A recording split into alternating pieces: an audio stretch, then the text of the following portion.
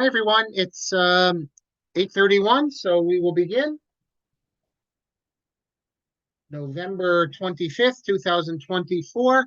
I'm on a different computer now because now I won't have any problems playing any videos I want. In fact, I want to begin before we start with a video. So let me share my screen here, and you will all be able to hear it. See.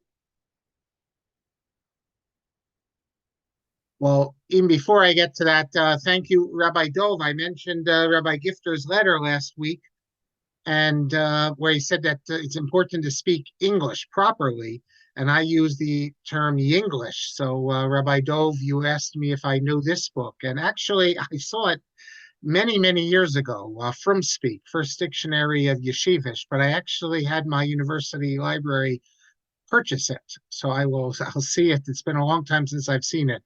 So, but yes, I remember it being it's not like one of these funny, cute books only. It also, it's a serious book. If you can speak in terms of Black English, which is recognized as an authentic thing, so too you can speak in terms of from Speak. We all know that yeshivish people speak differently with different, even when they're speaking English without using Hebrew expressions. So, for instance, I'm sure everyone listening has heard the expression, "I'm going to stay by Poloni." I mean, stay by, or I will be eating by. That's not English. In English, you don't stay by, you stay at. So, and there's numerous examples of this. I want to play you, though, the following. This is going around, and it relates to what we spoke about last semester, and I think it's of interest. It's from Reuven Feinstein, and you'll hear the sound. Hold on. He's asked the question about wearing tzitzis out. If you recall, dealing with, in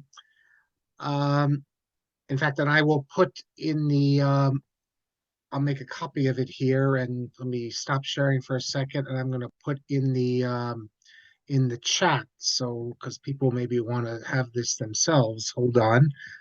But let me go back to that. If you recall, we dealt with how in the Mussar yeshivas that wasn't done. And look, it's not just the Mussar yeshivas. It wasn't done anywhere. But in the Mussar yeshivas, they were very makpid that you don't even take the tzitzis out when you say Shema.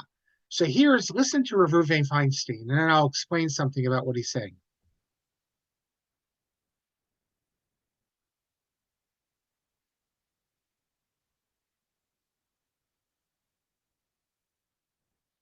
Okay, hold on here. Oh, I got the sound. Let me do it again. Hold on. The sound was off. I don't wear them out. My father didn't.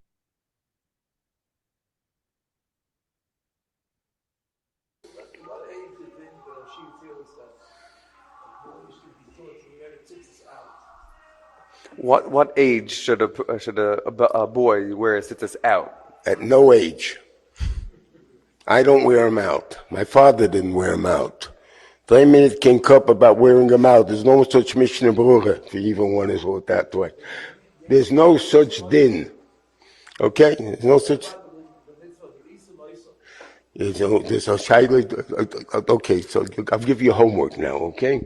Look at the Magen Avraham, which the Mishnah Berurah quotes, and you learn the Magen Avraham in the Rabbinic, not from him. Look in Magen Avraham in the Rabbinic, and learn the taste where he's coming from, and you tell me if he holds the mitzvah of Arisa, my son. I tell you the Magen Avraham there's no such mitzvah, okay? How can we educate our children not to run out? Okay, so first, it's very interesting. Leaving aside, I'm curious. We have someone who's in the family who listens to the classes. Maybe he can explain why Reuven's so upset with this. I mean, I was told that he refuses to stand up when you walk down the aisle. The chassan and kala walking down the aisle, he won't stand up. So it could be that he just is opposed to anything new. He likes following the tradition. He doesn't like new things. But I can tell you that yeah. at First Yerushalayim, none, I don't remember any of the Rebbeim wearing the tzitzis out. The Mashgiach did not wear his tzitzis out, and certainly the Shiva didn't, as you heard from Reuven, but it wasn't done. Yeah, so the question is, nobody's very, Question is, why is he so strong on it? But the interesting thing is also, what about the Mishnah Berurah? The Mishnah Berurah seems to say, if you look at it, you're supposed to wear the tzitzis out, and he's quoting the Magen Avraham there. So to know what Rav Ruvain is talking about, you need to hold on a second. Let me share something else. You're going to want to look here. Those who read Hebrew, let me find it here. There's a whole kuntras at tzitzis, but they are divrei Mishnah Berurah odos simas at tzitzis mi'plasayim, about what the Mishnah Berurah says about he puts in tzitzis, in your pants, not out. And you could also see a smaller tshuva of Rav Badi at the beginning of his sefer or Yitzhak. Basically, the argument there is, and it's it's pretty convincing when you read it. Although if you just look at the Mishnah Berurah, you would assume he means leaving the tzitzis out. That if you read the contrast there, and this is what Rav Badi says also, he's talking about people who wear the tzitzis over their, let's say, shirt, like you see people, and don't put the strings in the little pockets. The tzitzis will come with those little pockets. It's not referring to people who wear the tzitzis underneath the shirt, like we do. And as you know, as I've said before, in none of the Lithuanian yeshivas do they wear tzitzis out. They didn't even wear the tzitzis out in Radin, which is the Katowice Conference yeshiva. They didn't. We have testimony to that. So, assuming this is correct, what Rav Ruvain's saying and what the others are saying, then we're talking about a major misconception, which has become very widespread. And that's unusual and worth noting and worth further investigation. I mean, we have examples. So, for instance, Yechiel Goldhaber has an article showing that the common practice of covering the shofar. I mean, this is like, at least in the Ashkenazim, it's like a unanimous practice. You cover the shofar. It's based on a printing mistake. If you look at the early print of the Sefer that everyone cites, it doesn't mention that. So, I mean, we have some examples where practices have become pretty uniform based on a misinterpretation. So is that the case with tzitzis out? Rav Ruvain obviously thinks it is, and you have to go back to the Mishnah Berurah and the Magen Avraham. Like, if you just read the Mishnah Berurah on its face, though, he seems to be saying, take the tzitzis out. Doesn't matter where the Arba Konfos is. But if you read, as I showed you, that kuntras, it's talking about a situation where, and there's a contradiction in the Mishnah Berurah, so it actually works out very well that it's not referring to the situation like we have today, where we have it under the shirt, but over the shirt. No, Shmuel, Rav Ruvain was not implying the Katowice Conference was listening to Magen Avraham. Rav Ruvain was implying that the Chafetz Chaim is based on the Magen Avraham, and both of them are speaking of a case like I just mentioned, where the tzitzis, like the Hasidim wear, is over the garb. That's how people used to wear tzitzis. They didn't wear it underneath; they wore it over. And the question was what to do with the fringes, though. Don't then cover up the fringes when you have the beged. But if you're wearing everything underneath the shirt, which was the practice by the 19th century, late 19th century in the yeshiva world, then there's no inyan at all, he's saying. And look, it would have been nice for him to explain it, but that's what he's referring to there. And as I said, take a look at the Kuntras at Tzitzis, and you'll see it. In fact, in the Kuntras at Tzitzis, he quotes Rav Shurkin, Michal Shurkin, who's very close to Rav Moshe, who says the same thing, that this is not, but it's not just that. It's like, it's every yeshiva, as we know. So I don't know about Rav Aaron Kotler, if anyone knows. Rav Aaron Kotler was very big into the Mishnah Berurah, and he might have understood the Mishnah Berurah as meaning take it out. And it could be that this whole practice comes from Lakewood and then has spread. But so it's worth further investigation. Okay, let us pick up now. We have a lot to do today. Picking up with Rabbi Mohliver. Okay. In 1881, I'm sure many of you know about the pogroms in 1881 that led to, I don't know, I'm sure we have many of you, your parents, your great-grandparents. I'm one of the only people I know growing up. I was one of the only ones who all four of my grandparents were born in America. Maybe some of you listening have it as well. And when did they come? They came, my great-grandparents all came during this period from 1881 and on, until World War I. A little after World War I, the gates were open, and it's the Great Emigration. There were pogroms that happened in 1881 into 1882 in Russia. after the attempted assassination of the Tsar, and many thought the place to go was America, the New World.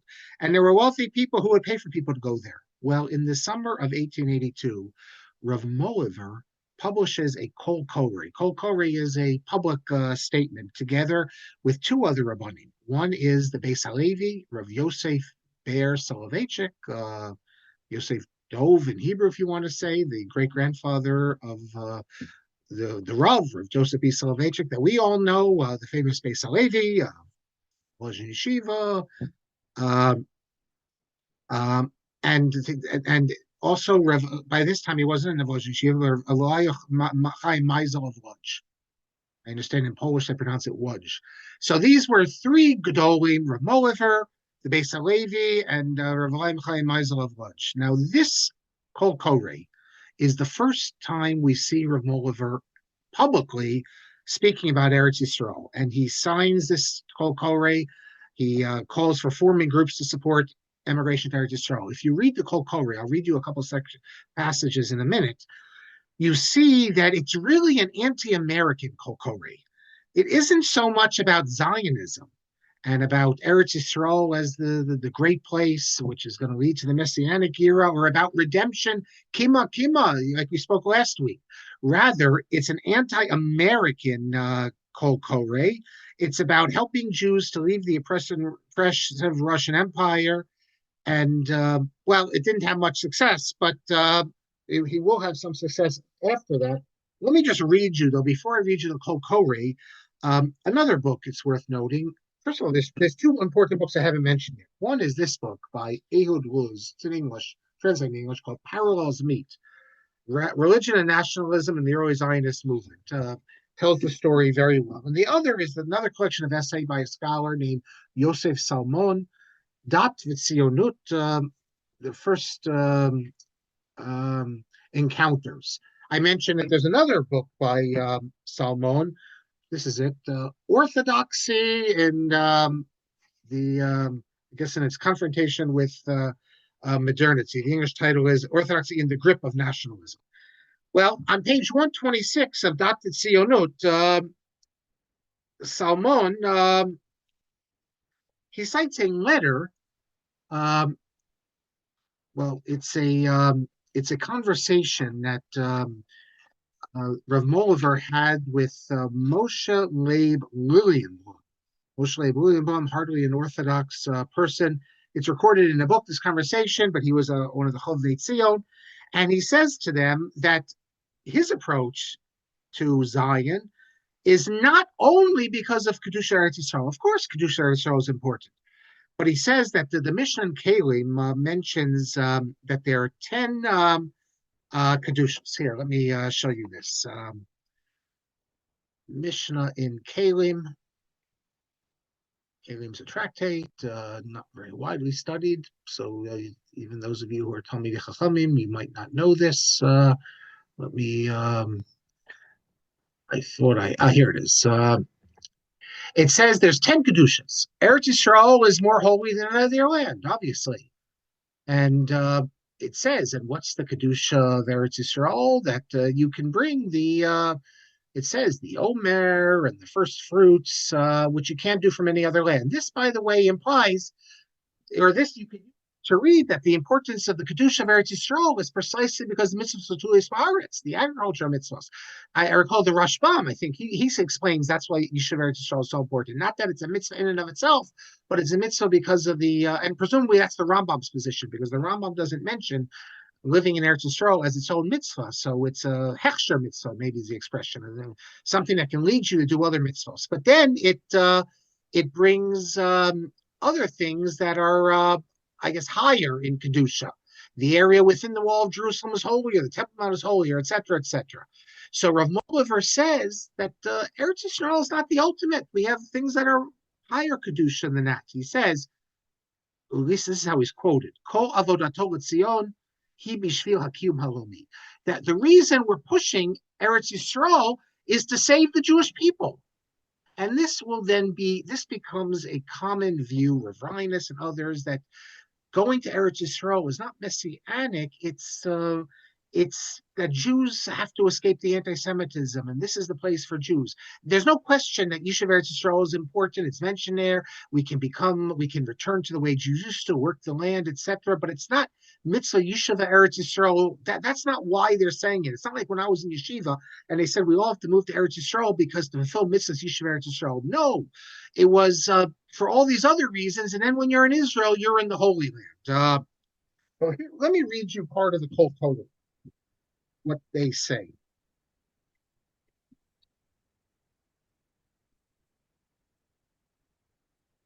All right, how do I get out of safe driving mode? Okay, I just wanted to plug in my microphone. I wasn't sure if you were hearing me properly.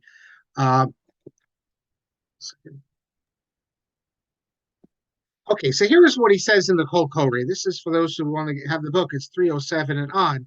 He says as follows. He says that things are very bad right now in Russia, and people are wondering where they should go. And we don't want to send them from one bad place in a physical sense, namely Russia, to another bad place in a spiritual sense. He says that everyone is looking towards America. And he says, what will they find there? He says there the name of Israel is it's no good over there. They're going to be afraid of non-Jews. Actually, so he does mention also the negative he thinks is a lot of anti-Semitism there. But this is what he says is the most important thing. This is another thing which they won't find there. Datu Musar, Torah V'Yira. He says you're not going to find a religion in America. Religion is falling there. He says that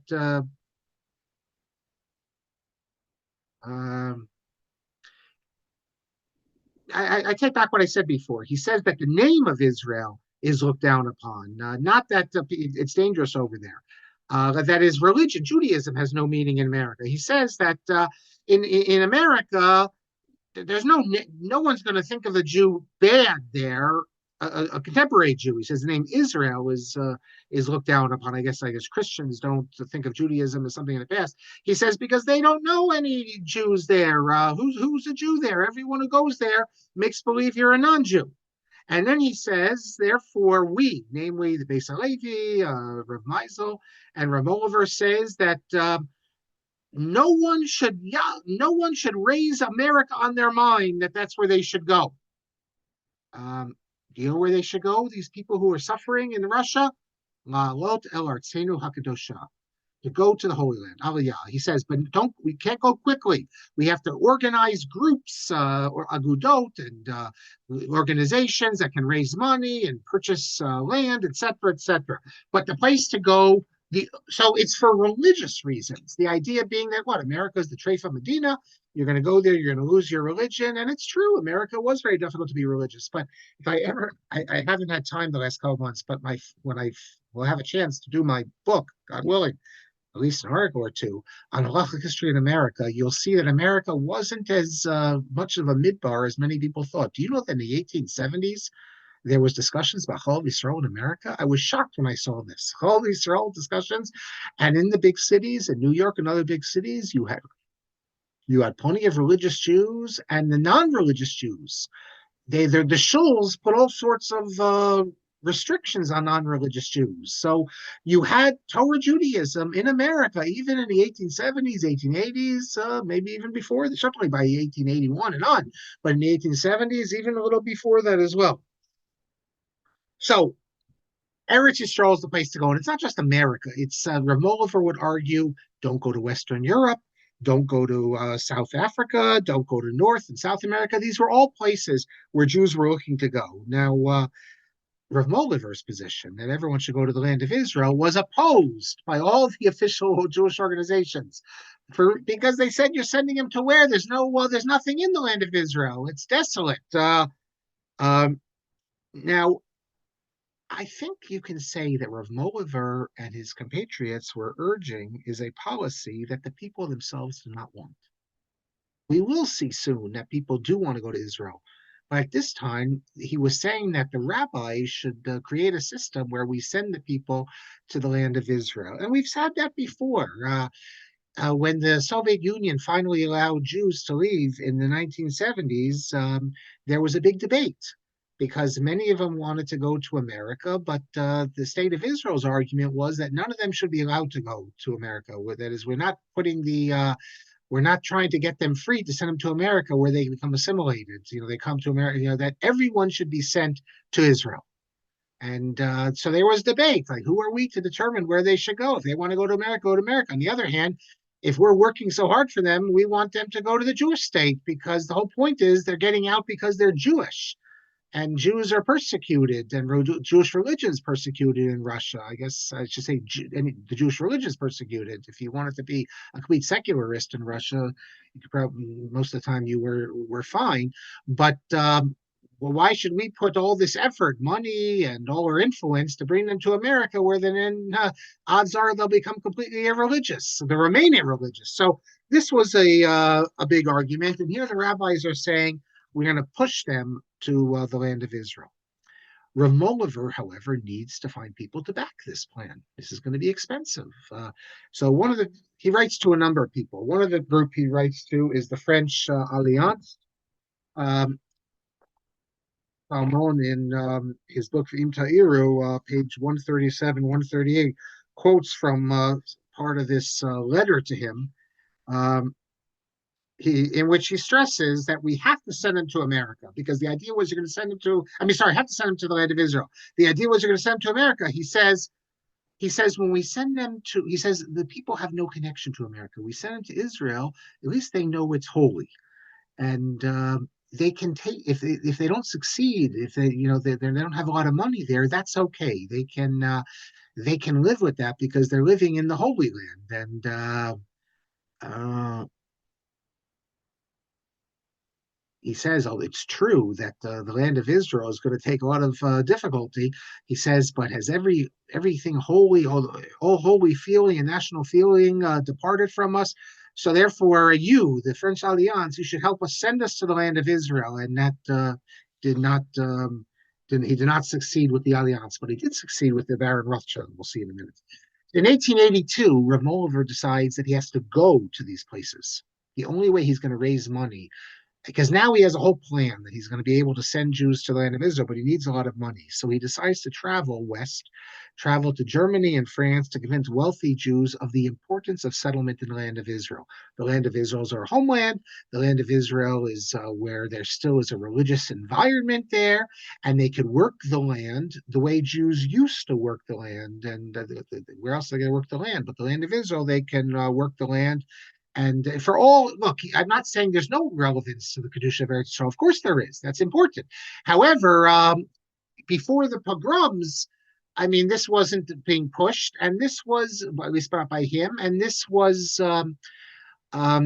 there's a great danger to go anywhere else than the land of Israel. And in Germany, he has some success. The editor of the newspaper, the Israelite, that's the German Orthodox paper. It's a paper that continued all the way until the Nazi era, until I forget what year it closed down, 38 maybe, 39, but it was it's an important source for German Orthodox history. It appeared every single week. Marcus Lehman, who was the editor, Marcus Lehman, you might know him for some of these like kids books he wrote, which have been translated to English, but he's a big Talmud Chacham. He was a rabbi in Mainz, editor of the Israelite. He published one of the Rishonim on a certain Masechta, I forget which one now, real Talmud Chacham. He came out in support of sending Jews to Eretz Yisrael. Rav Israel Hildesheimer came out in support also. Very important figure. So when Israel Hildesheimer signs a letter asking for money, this would have some impact and some influence. In Paris, he also hit the jackpot. No, hold on. Let's see. I thought I had it. Nope. I didn't put it out here. But okay, it's the Baron Edmund James de Rothschild, who was in Paris. There's some Rothschilds in London, there's Rothschilds in Paris.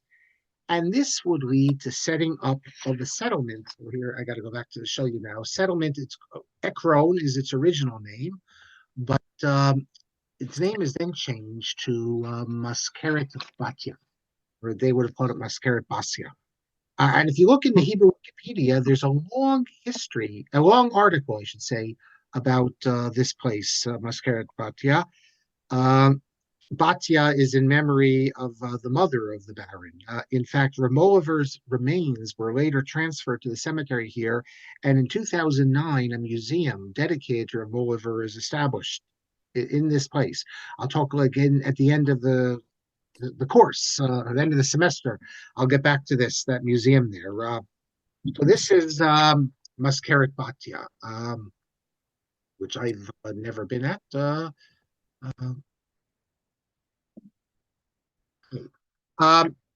Now, the Baron Rothschild, agrees to start funding settlements in the land of Israel. And so people start going, idealistic people. But immediately problems develop. What are some of the problems? Well, one thing is the Shemitah year.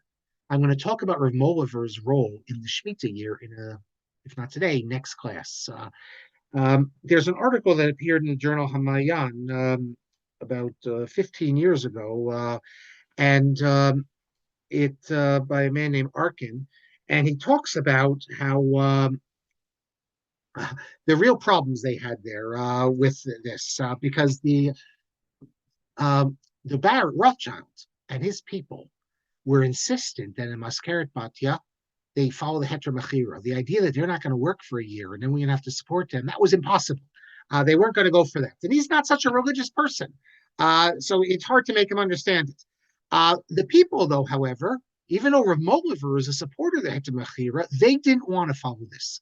And there was another rabbi, Mordechai Gimpel, who was telling them who was also one of the Chovei Tzion, not to follow the Heter Mechira. So they refused to do that. Well, this then leads to great difficulty. Is that the Baron's people, I don't know how much the Baron himself is involved, but his people, they basically say that if you don't follow the Heter Mechira, and if you don't work the land during this federal year, we're going to cut off all support for you. And in fact, this is what the Rothschild said he'd do. And not only did he say he'd do it, he did it. He said, I'm going to take it away, and he did. He took away the French teachers. He took away their mules. He took away their, I don't know what this is, something that they used to draw water. Basically, he punished them. And he said, if this is not enough, we're going to punish you more. Sounds strange, I think, but we learned from it why he was doing this. It's hard to imagine, but it's true. That he said that the Baron Rothschild said, I'm not opposed to people following their religion. I'm not going to force them. He says the Shemitah year, however, is for these people in Ekron, Mazkeret Batya. It's just, and this is the Hebrew we have, he said he was convinced that they were using this as an excuse not to work, so they would be supported for the entire year at the Baron's expense, and the people who like him who are giving money, and that they were lazy. So he was convinced that they were lazy. From his perspective, if Mohilever supports Heter Mechira, the great Yitzhak Elhanan Spektor, and all these other rabbis support Heter Mechira, and they say they're too pious, they're not going to, then I don't need to support them. I'm not. They must be lazy, and that's why they don't want to work. And but they were strong, and they remained, and they refused. So I guess kol hakavod to them. I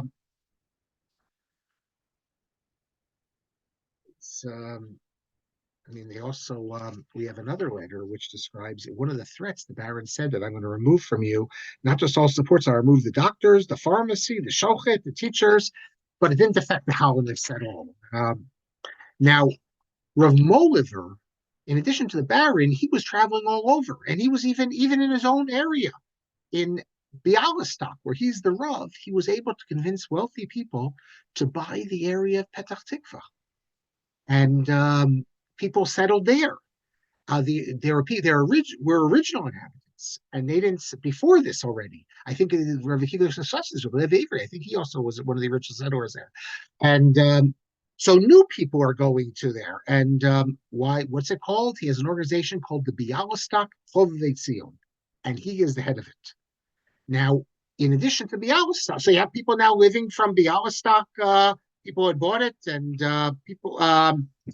And even to settle there from Bialystok, and you have Chovevei Zion chapters that had sprouted up all around the Russian Empire in a number of different places, and not just in the Russian Empire. And in 1884, they call a conference. It's going to be in Katowice. Katowice at this time is in Germany. You might know Katowice from the Agudas Yisrael. Agudas Yisrael had their convention also in Katowice, but no, this is the Chovevei Zion convention in Katowice. And Rabbi Mohliver is chosen honorary chairman. I have a picture I want to show you of that famous picture, and it's on the Wikipedia page of Katowice. Here it is. Now, Rav Mohliver is right in the middle where pointing to. That's the famous picture that everyone uses. Now, directly to the right of him here is Yehuda Pinsker. Yehuda Pinsker, not a religious person, but a Chovevei Zion person, very important. We'll get back to him in a little bit. Now, here to the right, this is one of the Gedolei Yisrael. I don't know if he was even 5 feet, but maybe 5 feet. He was one of the Gedolei Yisrael. His name was Rav David Karliner. He lives into the 20th century. Rabbi Yitzhak Weinberg writes, 19, forget the year, but in the teens, Rabbi Yitzhak Weinberg writes a hesped on him. So that's from David Karliner, David Friedman. He's the brother-in-law of Yechiel Michal Pinnis, who's an important person as well, living in Eretz Yisrael, who's involved in very much with settling the land. Now, I have to tell you that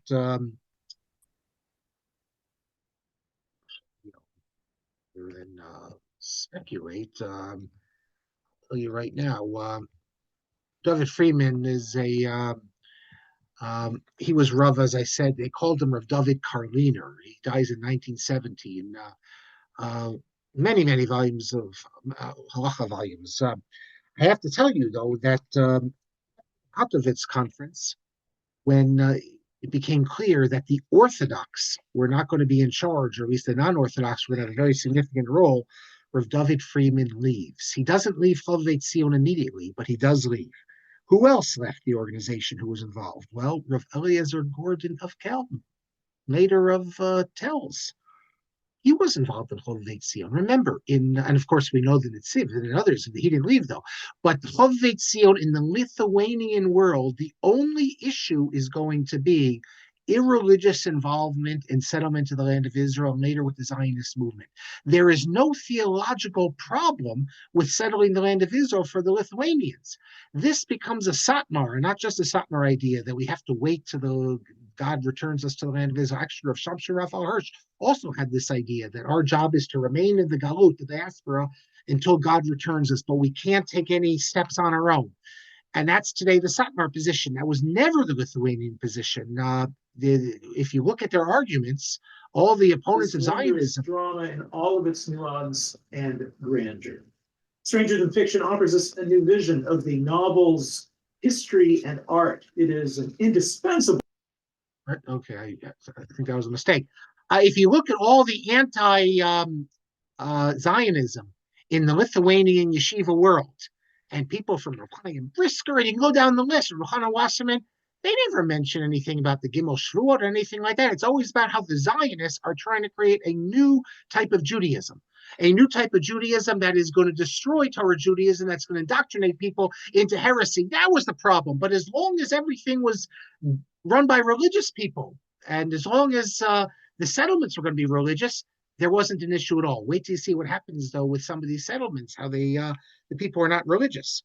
Who else left? There was a great gadol. His name was Rav Lezer Vox. Chaim Lezer Vox. I think his name originally is Lezer Vox, but maybe he was ill, so they named him Chaim. Now, he wrote Nefesh Chaya and Shelos and Shuvos, but I'll tell you something else that's interesting about him. He wrote a haskama to the Mishnah Berurah. Here it is. You can see it. And yet go to your bookcase and take the Mishnah Berurah out. I guarantee you his haskama will be missing. Whose haskama you'll find? You go to the Mishnah Berurah. You'll find Rosh Shmuel Zonvil Kutfish, the Rav of a Rav in Warsaw. That's the father-in-law of Rosh Shmuel David Kahana, who I mentioned last class. Reb Ben Sion. This is Reb Ben Sion of Bielsk. Today, not known at all, but he was one of the great Gedolim in that time. Who else has haskama? And you'll see these in the Mishnah Berurah at your home. You'll have here Yitzhak Elhanan Spektor, of course. And then you'll have, hold on a second, let me,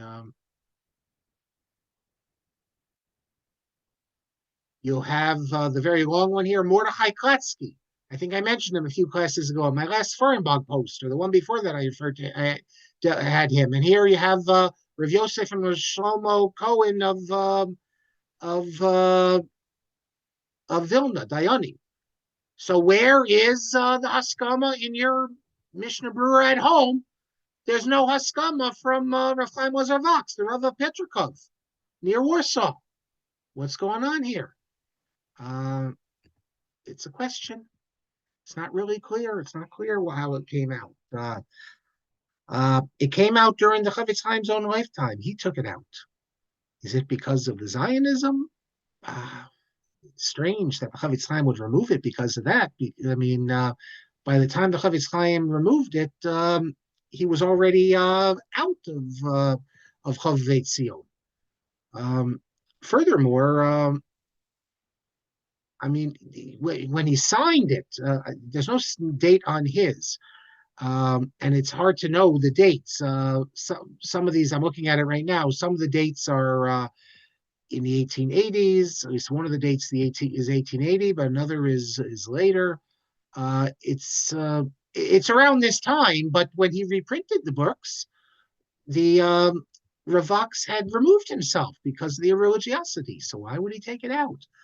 Some have speculated that it's because it doesn't really say anything. It's not a real haskama. He simply says that I don't, I don't have time to examine the work. So, but I mean that's we often have haskamas. I'll read you what he says. He says that Yisrael Meir Cohen is publishing this book. He's one of the Gedolei in Torah. I'm too busy, so I can't really look much in it. But everyone knows that Yisrael Meir Cohen, his works are deserving of being read. But that's what all haskamas are like. That's what Yitzhak Elhanan also says. I don't know the answer to this, and as far as I know, there's a whole Otzer Chachma forum. That's one of these forums that the people who like to talk about books where they discuss this, and there's no real answer that can be given. But like I told you, you will not find it in your Chofetz Chaim. There's only one printing, I believe, of Chofetz Chaim in the last 50 years where they put it back in, and the standard ones don't have it. But these are three Rabbanim, and there were others who would leave Chovvei Tzion because of the leadership was given to Pinsker, Leon Pinsker, Moses Leib Levenbaum. In fact, at the well, the next two conferences, and someone speaks about this, the Chovvei Tzion, the religious get more power. By 1890, they had lost it again. And really, the non-religious are running things. Or not completely. They don't have exclusive control, but they're more important than everyone else. Now, how did Rabbi Mohliver? Rabbi Mohliver refuses to leave, even when the irreligious are there. And you're going to see his letters defending even the irreligious in the land of Israel. But how did he understand the point of Chovvei Tzion? Here, if you have irreligious as well, what's going on here? Well, he says as follows. He says, unlike others who maybe are only looking for a place where the people could be away, a place where they could escape anti-Semitism. He, of course, also cites that as well, but he cites that when we get to the land of Israel, we're going to have Chayim Chadashim, that we can remove from us the shame of the nations, and we can once again we can fulfill the prophecy in Yecheskel. Yecheskel has this prophecy. He cites this word. Yecheskel 37. Here it is. Let me share it with you. What does Yecheskel say? In Pasuk Vav and Zion, is it Beloved Zion? Yecheskel, no, 9 and 10. For behold, I am for you, and I will turn to you, and you will be and you shall be tilled and sown. I will multiply men upon you, all the house of Israel, and the city shall inhabit it, and the waste places shall be builded. In other words, we have a role now. We're going to rebuild what Eretz Yisrael was like, and that's our job. That's where we're going now. We spoke last class about the need for parnasa, to work, the need for languages. Okay, so that's obvious when you go there. You need to create a more modern society. But he did run into opposition. Mohilever, who was thought to be now the great advocate for the religious Chovei Tzion, what about the fact the Beis Halevi and Mordechai Gimel Yafi, who were also supporters of Chovei Tzion, they said that we cannot be part of this national Chovei Tzion. We need to have local Chovei Tzion. And they said, this is the Beis Halevi and Mordechai Gimel Yafi's position, Chovei Tzion can only accept religious Jews. That is, Machal Shabbos and other irreligious Jews cannot be part of our organization. You can understand it. Why not? The land of Israel is a holy place. We're going to send irreligious Jews there. We're going to support irreligious Jews in the Holy Land. That's the last place we want them going. There's plenty of sources in Chazal that speak about the land spitting out irreligious from it. So here's a big dispute. And Rav Mohliver sticks to his position that no, this has to be a national movement, religious and irreligious. And we'll see how he deals with the irreligious element in a few minutes. This would lead to other rabbis departing from Chibat Zion, because they refused to involve themselves with sending irreligious Jews there. Now, the truth is that already at this time, there were problems with some of the settlers. There was a group, Bilu. Here, let me show you this group, Bilu. Beit Yisrael Chuvacha. You can get a nice, read it. Did I pull up a nice article? Oh, no. So they said they established a place called Gedera. High up, where's Gedera? Oh, no, not in the middle. I was confused with someplace else. And this is established, probably say, it's found in 1884 members of the Bilu group. And the land was purchased by Yechiel Mechapinis and Chovei Tzion for them. Okay, so what's wrong with the Bilu people? Well, the Bilu people were irreligious, really irreligious. In fact, they were such radical secularists that even Baron Rothschild didn't want to support them. Let me read you some things about this. It's interesting about these. These are real Zionists, but radicals. And Mohilever felt that, like I said, that you have to have religious and irreligious. But then what happens with this? They call it the Parsha of Gedera from 1886 to 1888. This, I guess you could say, tested Rav Mohliver's patience. There was a man, his name is columnist Zev Vysotsky. He's in the picture, as I recall, of what I just showed you. So he went to Eretz Yisrael, sent by Chovei Tzion, and while there, he visits Gedera, and he sees that, actually, I said 1886, no, because this is already 1885 he visits, and he sees that the people in Gedera are not Torah observant. They're Machal Shabbos, presumably they're eating treif. And this is an issue that had been discussed already. Are we going to have religious people or non-religious people? Now, Vysotsky sends back a report on what happened, and Mohilever is furious because Mohilever says his attitude is, yes, I support religious and irreligious in Chovei Tzion, but I only support religious in the land of Israel. That is, the argument of Mordechai Gimel Yafi and the Beis Halevi was that no irreligious people should be in Chovei Tzion. And Rav Mohliver says, no, we can have all sorts of people in Chovei Tzion. It's a valuable thing we're doing, just like fighting anti-Semitism. However, now Rav Mohliver comes out and says, but I only support them when they're in Chutz Haaretz. And if they believe in Yishuv Eretz Yisrael. However, no one in the land of Israel should be irreligious. So it's fine to be one of the Chovei Tzion who's a secularist living in Russia. But in Eretz Yisrael, everyone has to be religious. And he assumes that irreligious Jews could appreciate that. He says that even the our living in the land of Israel, which is far removed from the redemption, but it's the beginning steps. Kima Kima has to be connected to halacha. Now, what made it so problematic for these Bilu people is that they had agreed. They had agreed before they went to Eretz Yisrael that they were going to be religious. In Salmon's other book, Daf Tzionut, page 124, he provides the evidence of this, which for some reason is not in his other book. He says that, where is it?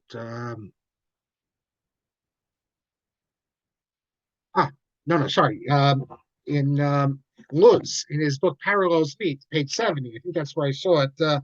Yes, the Bilu people, when they were presented with this from the Chovei Tzion that you have to be religious, there was a machalkas among them, a dispute. The radicals said, we're not going to give in to the Orthodox.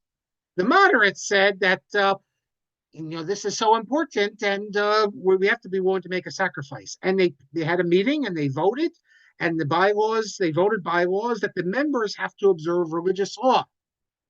And that was the agreement. But when they come to the land of Israel, they stopped doing it. I don't know if all of them stopped doing it or only the ones who originally never wanted any part of it.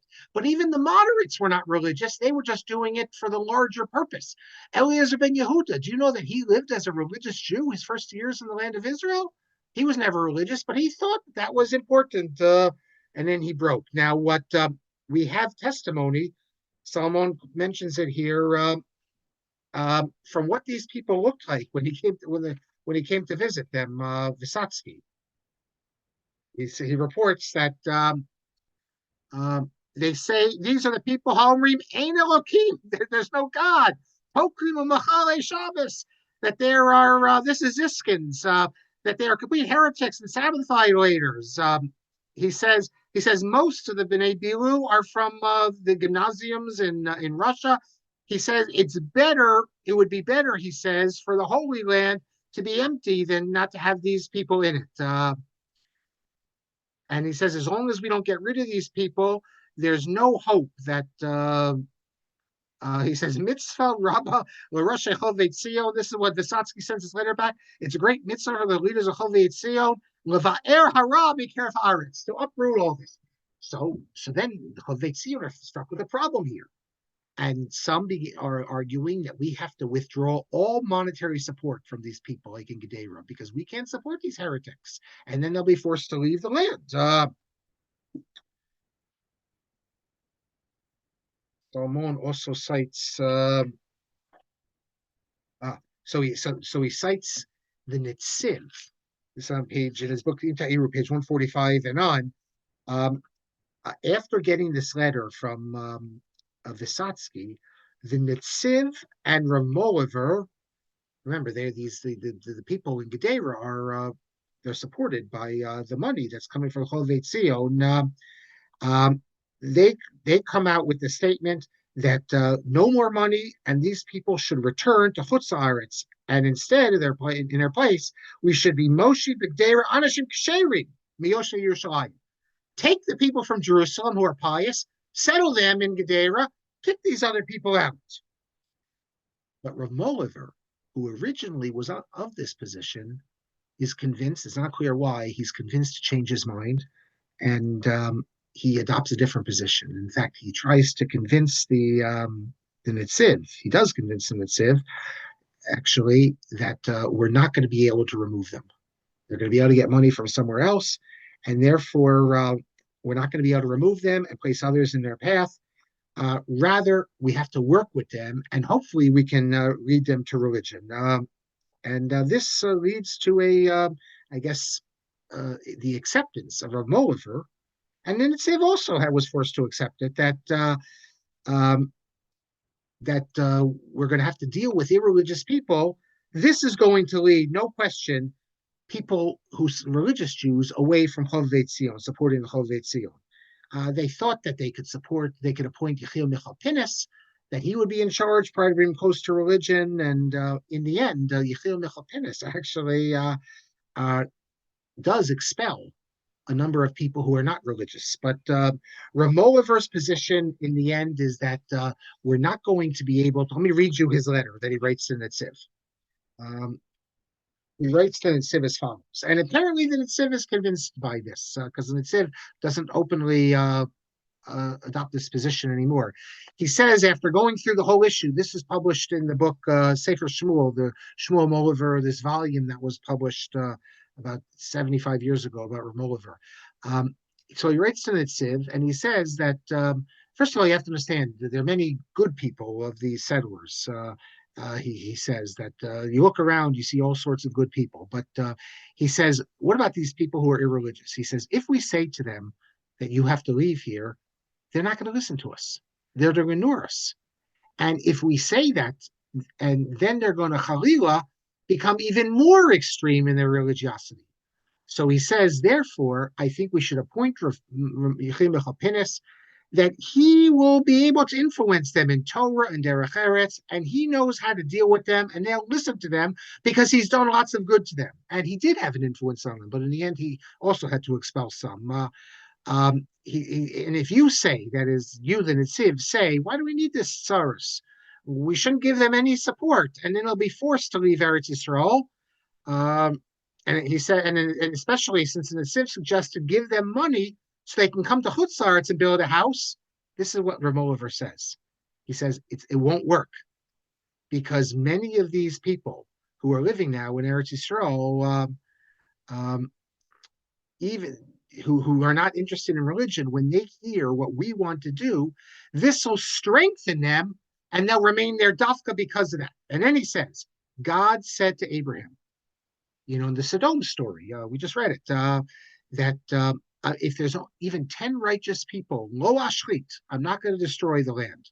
Even though everyone else was wicked, I'm not going to destroy it. He says to him, this is what Mohilever says,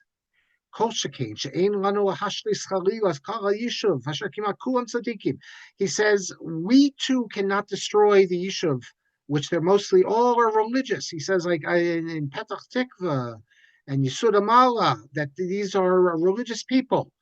And there are hundreds there. Are we going to destroy them because of the sinners who are in Gedera? I'm not really sure how that would destroy them, though. This I don't get.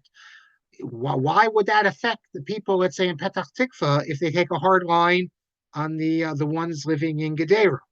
And he says, rather, we should hope to God that over time, they will give up their bad ways. Like Chazal say, that their sins will depart. We don't want to get rid of the sinners from Eretz Yisrael. We want to get rid of the sins. And he says, how did you ever think that it would be better for us to that is to not support them anymore? Rabbi Mohliver says, if we were to leave all these people to die from starvation, do you think we're going to get rewarded for that?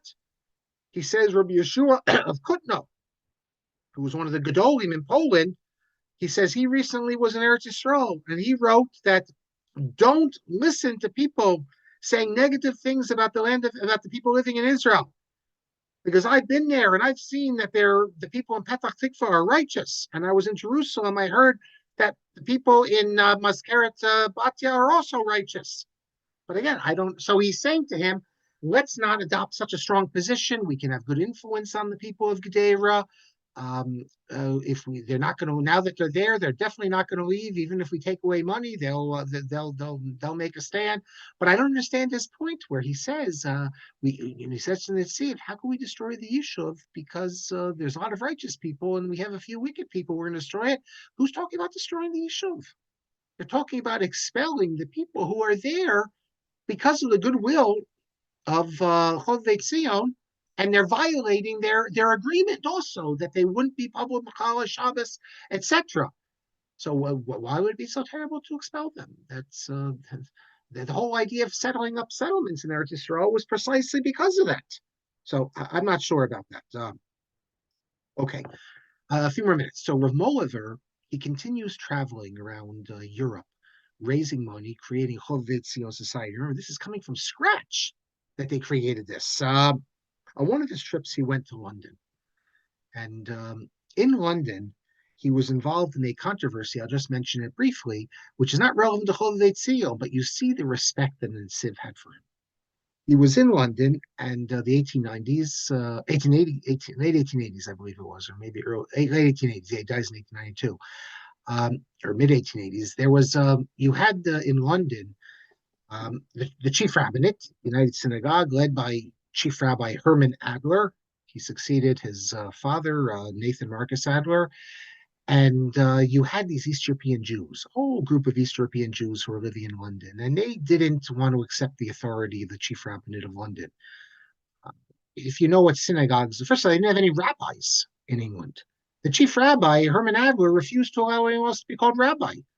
They could only be reverends. Other than that, and they didn't train them there. They trained them to become reverends, just to, I mean, maybe this was to keep reform from sprouting, whatever the reasons they give. That was the situation. You're an East European Jew, a Yiddish-speaking Jew. Your Rav has to be a Talmud Chacham. You can't go to one of these synagogues with the choirs and the reverends who wore the clericals. You want a traditional Rav. Now, there was Dayanim, who were rabbis from Eastern Europe on the base to the chief rabbi, but had no rabbis in synagogues. In fact, in some of these synagogues, a few of them, you even had women in the choirs. Two, I believe, in particular in London. The chief rabbi opposed that, but he felt he had to give in on that. So they formed an organization called Machzikei Hadas. Rav Kook would later be the Rav of Machzikei Hadas when he was in London. It still exists to this day. They have a shul, but it's not like a whole organization like it used to be.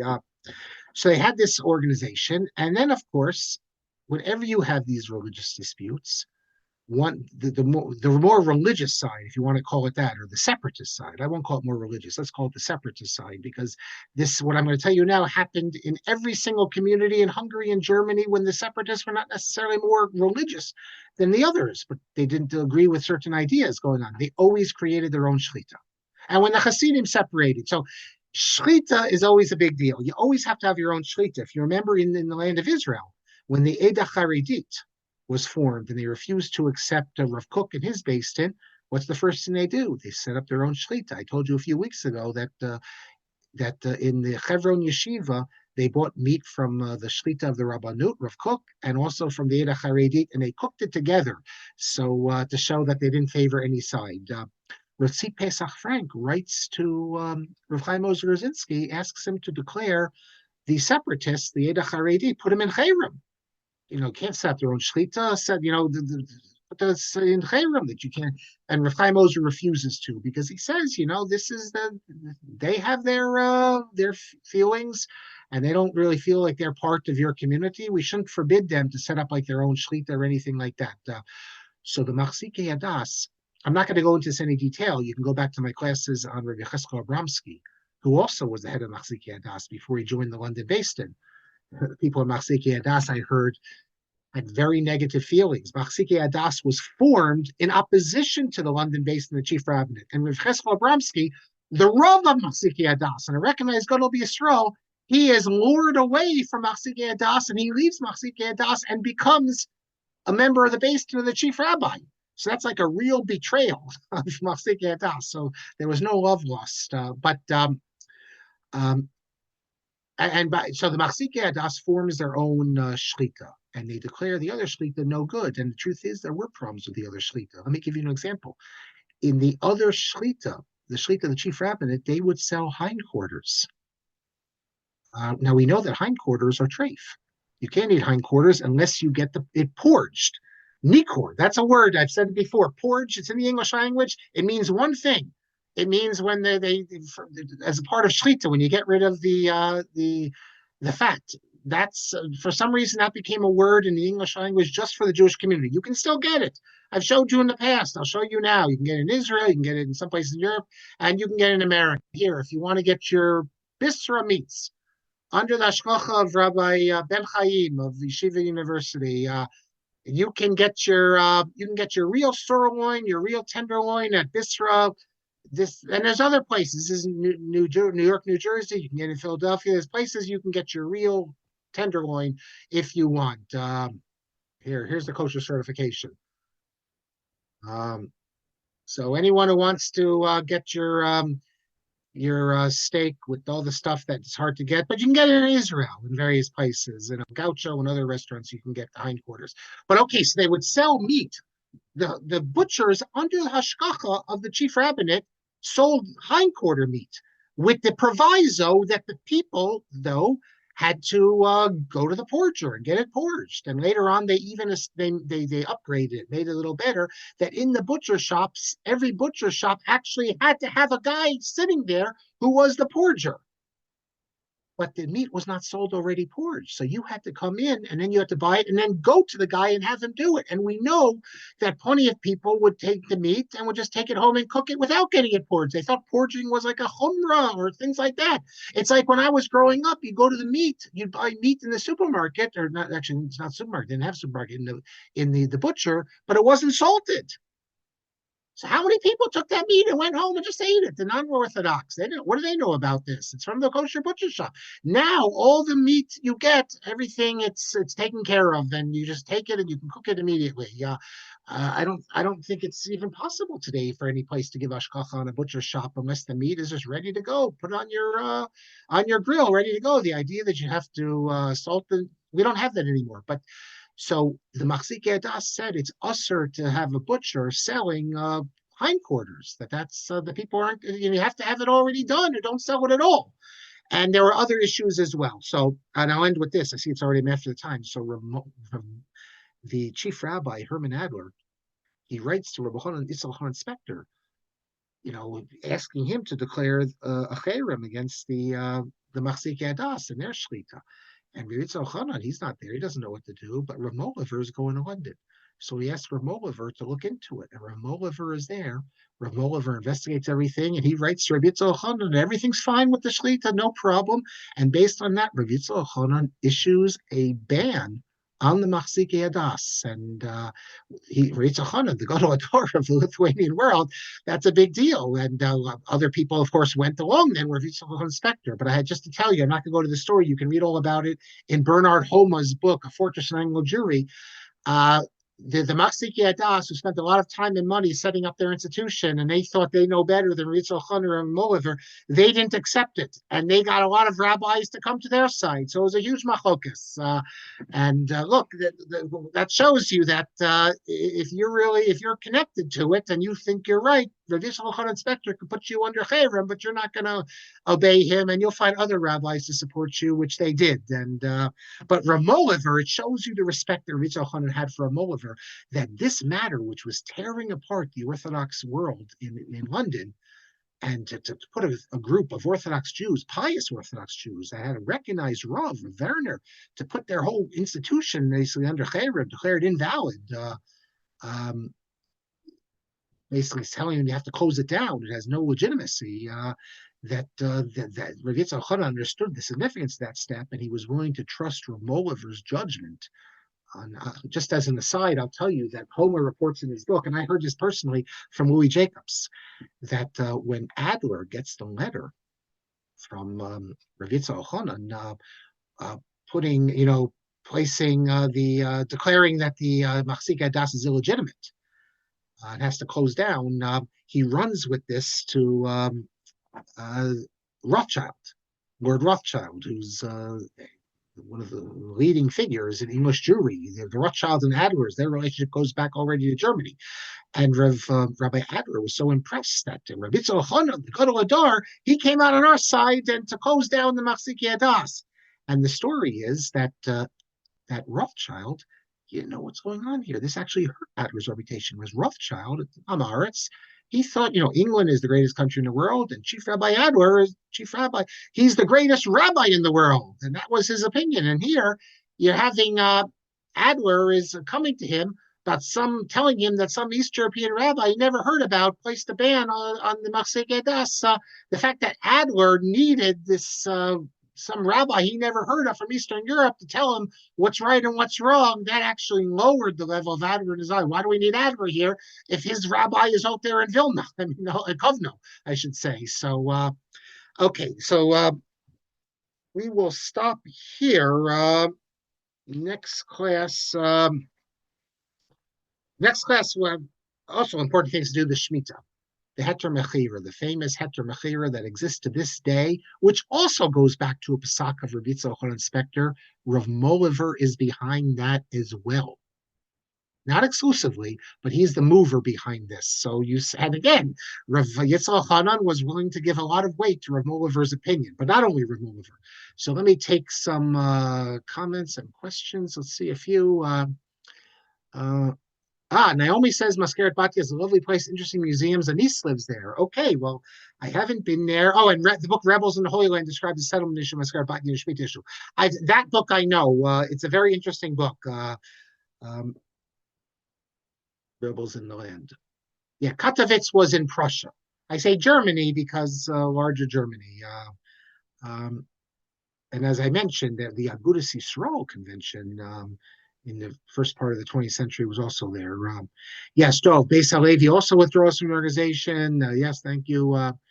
Mel says, my understanding is that Ben Yehuda lived as a religious Jew in the hope of getting support for Ivrit from the people of the Yishuv, not because he thought that was appropriate to live that way in Israel. What you say, Mel, is absolutely correct.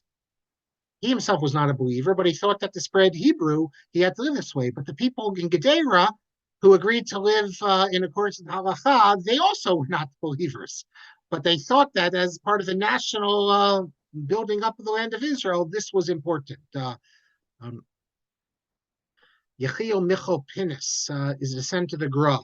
You know, I don't remember. Let me quickly check online here what I have pulled up. I don't remember if he is. He himself, although he's remembered as an activist and founder of Religious Zionist, a writer. He also was he knew halacha, he knew shas. He wrote about these things. I'm not going to say he's one of the gedolim, definitely not. I'm looking online. I don't see where it says that he was descendant of the Vilna Gaon. He was basically placed under chayrim by the extremists, but he had a very good relationship with Shmuel Salant. In the early old Yishuv there, you had the extremists in Rav Diskin's corner, and Rav Shmuel Salant were the more moderates. And Yechiel Michal Pinnis was the address. He was the emissary, as it were, for Chovvei Tzion. He took care of a lot of the things for them in Israel. But he also wrote interesting articles about Jewish law and ways perhaps we can update it, things like that. Fascinating person.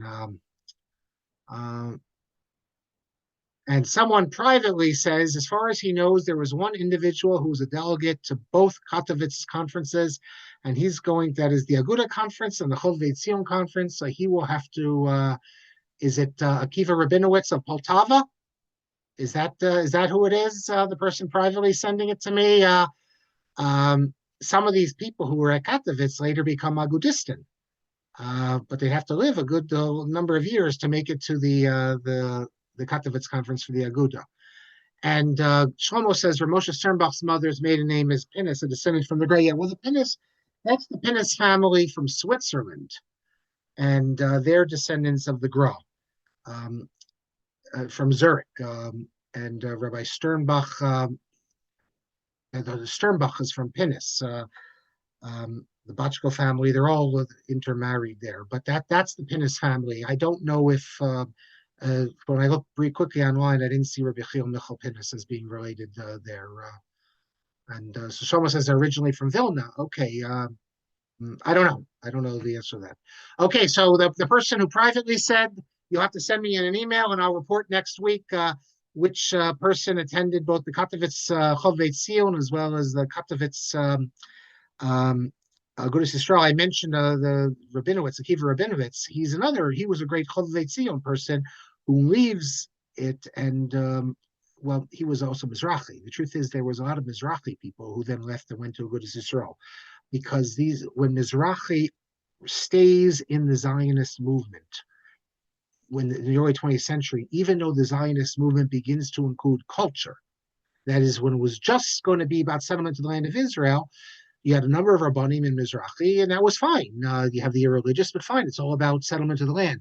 But when the Mizrahi movement agrees to include cultural things, well, cultural things for them means things that are not Torah culture, but just, I guess you would say, irreligious Jewish culture. So, and the Mizrahi still remains as part of the Zionist movement. a number of Rabbonim drop out of Mizrahi. Many of them stayed. Most of them stayed because their attitude is, well, that's the irreligious. That's their culture. It's not our culture. And one of them was Akiva Rabinowitz, who founds the newspaper called Hamodia, which becomes like what we call a proto-Agudist and an Agudist newspaper, anti-Zionist. The reason Hamodia today in Israel, America as well, the reason they took the name Hamodia when they started this in the 40s, I think already, or early 50s, I forget now, is because they were hearkening back to this Hamodia that was published. He was a Rav of Poltava. This only existed for like 4 or 5 years, but this was the newspaper of the rabbinic elite, the non-Zionist and the anti-Zionist rabbinic elite, and some of the earliest articles of Rabbi Yaakov Weinberg appear in this newspaper, Hamodia. And Rabbi Rabinovitz was a religious Zionist, and then he leaves. Okay, thank you all. I wish you all a very good week.